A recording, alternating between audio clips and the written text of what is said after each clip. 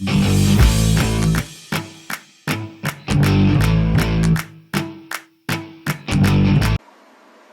to the service clinic at Low Country Harley-Davidson. I'm Doc Harley. I'm working on a 1990 FXR.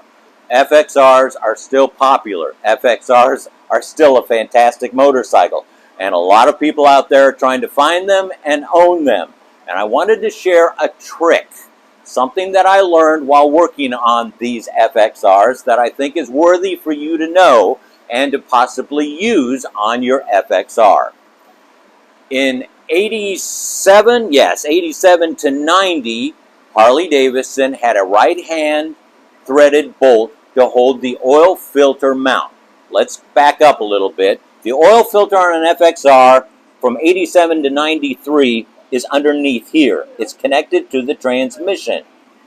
If you come around here, my camera person, and see, I hope you can see the bolt that's on top. It's underneath the starter. That's really hard to get to with the starter. But I've got a trick, and there's a reason I have this one tool in my toolbox. It's the only reason I use it, and I found it. It's a Craftsman offset 1/2" 9/16 wrench.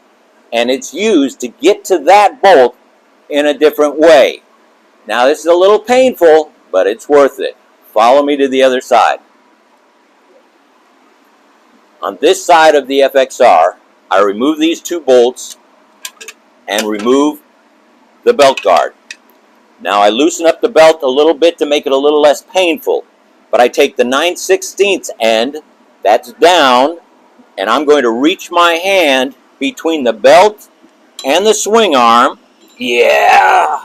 And then I'm going to feel for the bolt. And there.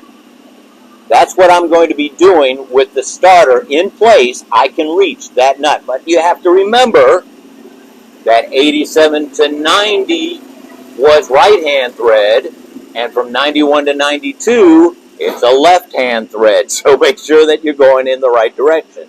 After 92, Harley-Davidson moved the oil filter to the front of the motor, attached to the front case. But I wanted to share this tech tip. Though it is a little painful to get into, it is worth it to get into. This is about a 5.5" size wrench, 9/16 and 1/2". I'm Doc Harley. We'll see you next week.